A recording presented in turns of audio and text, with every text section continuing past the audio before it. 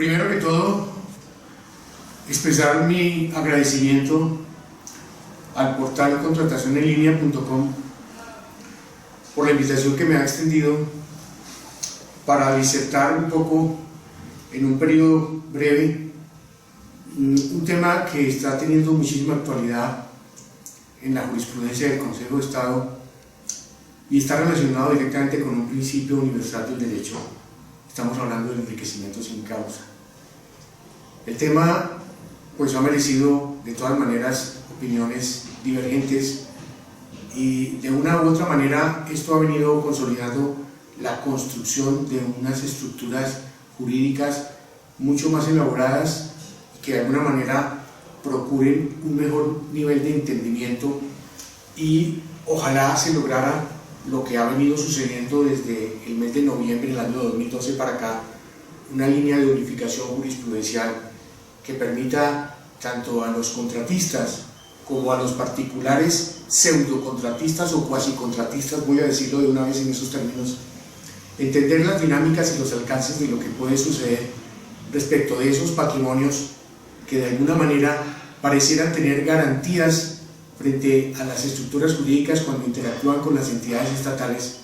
y que en ocasiones parecen no tener ese respaldo, o por lo menos no suficientemente como en épocas pasadas quizá sí pudo haber sucedido. Obligado es, para comenzar, digamos, este desarrollo o este desarrollo temático, recordar que el enriquecimiento sin causa pues ha venido considerándose desde la época romana como un instrumento de equidad, como un baluarte de justicia. Los estudiosos del derecho civil lo tienen más claro todavía cuando tuvieron la oportunidad en las aulas y después en la investigación académica quizás avanzar un poco desde el punto de vista de la evolución del derecho romano al derecho codificado y después con todas las transformaciones al derecho francés, de donde heredamos en buena medida esa fuente civil del enriquecimiento sin causa.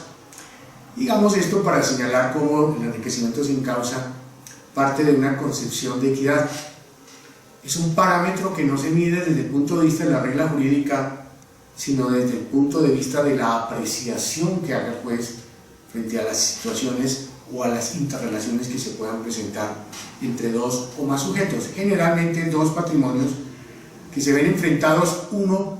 frente al otro por circunstancias que no están sumamente reguladas, sumamente definidas en la legislación. La ley no les da un resultado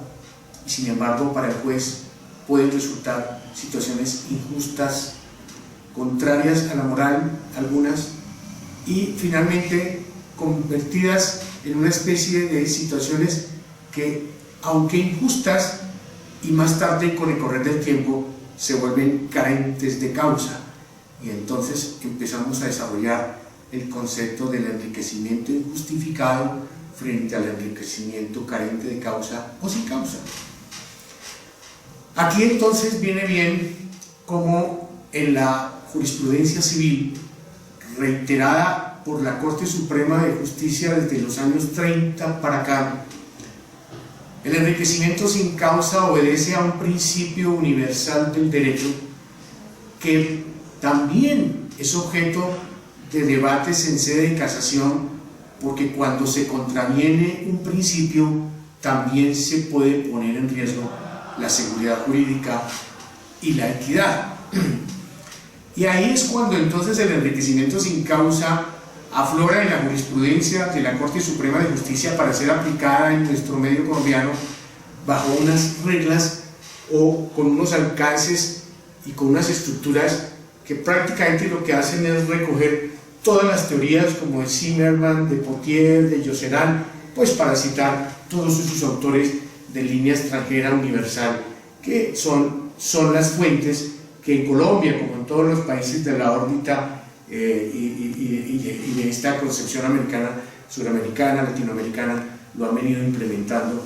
siempre sobre la inspiración que dejó en nosotros las fuentes francesas y las fuentes romanas.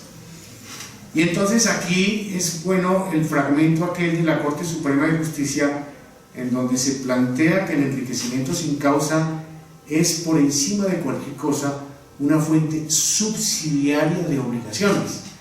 Tan cierto es que cuando el maestro Josserand planteaba